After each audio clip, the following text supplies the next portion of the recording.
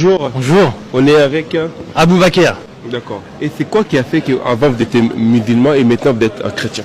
En fait, moi, mon père a amené un imam à la maison pour nous faire lire le Coran. On lisait le Coran en arabe, mais on comprenait pas l'arabe. On récitait des versets par cœur en arabe sans rien comprendre. C'est comme ça que mon père m'a éduqué dans l'islam, sans rien comprendre. Et au Pakistan, il y a des madrasas où on fait lire, où les enfants ils apprennent par cœur le Coran, mais sans rien comprendre, parce que c'est de l'arabe. Donc moi, je suis en France. Dieu a permis que je parte dans une famille d'accueil en France. Comme je vous ai dit, j'étais parti pour des vacances pendant 3 semaines. Et en fait, c'est là où j'ai entendu parler de Jésus pour la première fois. On m'a parlé de Dieu en français. Et là, j'ai compris. J'ai lu la Bible et ensuite j'ai lu le Coran en français cette fois-ci. Et j'ai vu que c'est pas du tout une continuité. Parce qu'en fait, la Bible déclare que Jésus est le Fils bien-aimé de Dieu. On le voit dans Matthieu chapitre 3. Matthieu chapitre 3 verset 16, lorsque Jésus-Christ a été baptisé dans l'eau. Jean-Baptiste, voilà, il a baptisé Jésus. Jésus est sorti de l'eau. La Bible dit que Jésus s'est mis en prière. Et le ciel s'est ouvert. Le Saint-Esprit est descendu sur lui comme une colombe. Et la voix du Père s'est fait entendre, la Trinité. Le Fils, qui est plongé dans l'eau qui ressort, le Saint-Esprit qui arrive, et la voix du Père. Ils sont 3. La voix du Père qui dit, celui-ci c'est mon Fils, bien-aimé, en qui j'ai mis toute mon affection, écoutez-le. Il le redit encore au moment de la transfiguration.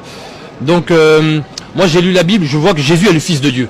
Et la Bible dit que celui qui ne croit pas que Jésus est le Fils de Dieu, la colère de Dieu demeure sur lui. Et que c'est un antéchrist. C'est écrit dans la Bible. Celui qui nie le Père et le Fils, voilà l'antéchrist. Celui qui nie le Fils n'a pas la vie. Il n'a pas le Père et il n'a pas Dieu. Et il n'a pas la vie.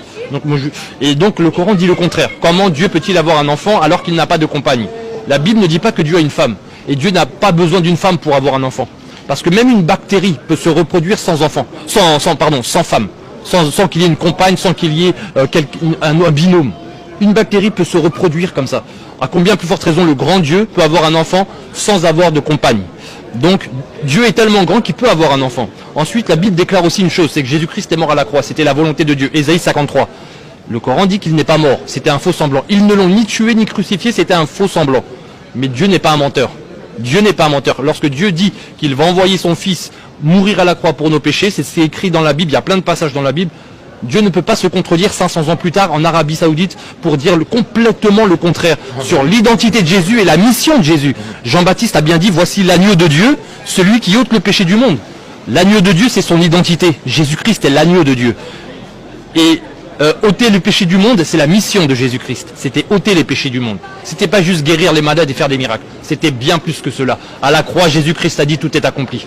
Donc voilà, moi j'ai lu la Bible, j'ai lu le Coran. Je crois que la vérité est dans la Bible.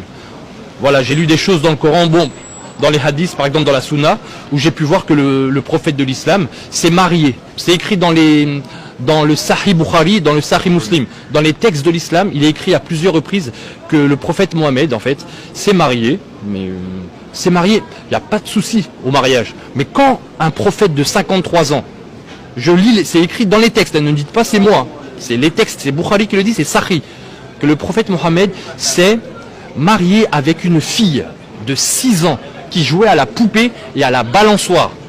C'est du Sahih. Et c'est pas écrit qu'une seule fois, c'est écrit plusieurs fois. Il y a un autre passage qui dit que quand le prophète Mohammed est mort, au moment de sa mort, Aïcha avait 18 ans. Elle avait 18 ans, c'est pas moi qui le dis encore une fois, je le répète, c'est pas moi. Ce sont les textes de l'islam. Moi, je peux pas accepter. Comme les musulmans n'acceptent pas que Dieu a un fils, moi, j'accepte pas que le sauveur du monde puisse se marier avec une petite fille. Aïcha, de son nom. Voilà. Bon, merci beaucoup. De rien. Passez une bonne journée.